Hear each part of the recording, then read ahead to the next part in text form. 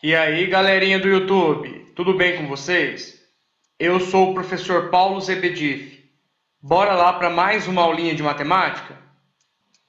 Na aula de hoje, resolveremos essa questão envolvendo semelhança de figuras planas. Na verdade, esse exercício, ele traz os conceitos quando duas figuras são semelhantes. Então vamos estudar um pouquinho sobre isso? Assinale com V, verdadeiro, e F, falso, as condições necessárias para garantirmos que dois polígonos sejam semelhantes. Então, nós queremos que os polígonos sejam semelhantes. Eu trouxe a título de exemplo essas duas figuras aqui. Quando eu falo que as figuras são semelhantes, eu vou trabalhar com o valor de ampliação ou redução dessas figuras. Se eu observar essa primeira figura para a segunda figura, eu estou ampliando essa figura. Então, eu estou multiplicando os lados dela pelo mesmo valor. Eu estou ampliando o valor dela. Quando eu faço essa ampliação, todos os lados eles aumentam na mesma proporção. Se eu observar da segunda figura para a primeira figura, nós temos uma redução. Eu estou diminuindo essa imagem. Quando eu faço essa redução, eu estou dividindo todos os lados pelo mesmo valor. Eu mantenho o mesmo ângulo e divido todos os lados por o mesmo valor. É importante observar que a forma vai manter a mesma, porque eu estou mantendo os mesmos ângulos. Então, eu tenho o mesmo formato da figura, os ângulos sendo mantidos e os valores sendo multiplicados ou dividindo sempre por um valor constante. Vamos ver como isso acontece na prática? Reparem vocês, tem um ângulo de 90 graus. Aqui eu tenho um ângulo de 90 graus também.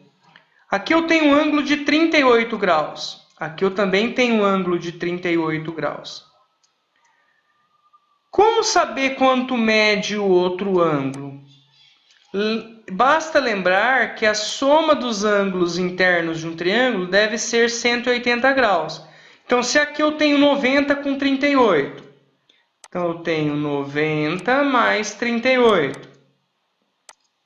Eu tenho uma soma de 128 graus. E a soma dos três ângulos do triângulo sempre deve ser 180. Então, eu tenho uma soma dos três, que é 180. Eu vou tirar a soma desses dois, que é 128. Fazendo essa subtração, aqui eu empresto, fica 7. 8 para 10, 2. 2 para 7 são 5 e 1 menos 1, 0. Então, esse terceiro grau aqui será 52 graus. Se eu somar 38 com 52, são 90, com mais 90, 180. Observando esse outro triângulo, mesmo esquema. 90 com mais 38, 128. Quanto que falta para chegar no 80? 52. Ok? Então, os ângulos correspondentes são iguais. Vamos olhar, então, as questões? Os ângulos internos correspondentes sejam congruentes. O que é ser congruente? É ser um ângulo de medidas iguais.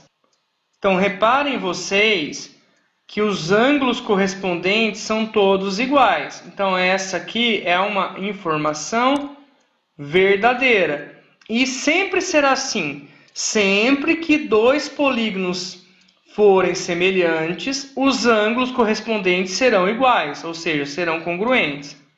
Os lados correspondentes sejam proporcionais. Como que eu vou verificar essa proporcionalidade? Eu vou dividir os lados correspondentes. Se der o mesmo valor, é porque eles são proporcionais. Então, vou dividir o lado maior pelo lado menor.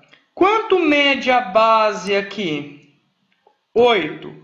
Então, vou pegar a base do maior e dividir pela base do menor. A base do menor é igual a 4. 8 dividido por 4 são 2. Vou pegar outra medida que eu conheço aqui, a altura. 6, a altura aqui é 3. 6 e o 3 são lados correspondentes. Dividindo 6 por 3, 6 dividido por 3 também são 2. E até posso ampliar esse raciocínio aqui. Pelo teorema de Pitágoras, se um triângulo retângulo tem lado 3 e lado 4, o outro lado será 5. Num triângulo retângulo, onde os catetos são 6 e 8, a hipotenusa mede 10. Quem que é a hipotenusa do triângulo maior? 10. Dividido pela hipotenusa do triângulo menor, que é 5. E quanto que é 10 dividido por 5? Também são 2. Então, existe essa proporcionalidade entre os lados correspondentes. Então, aqui temos também uma verdade.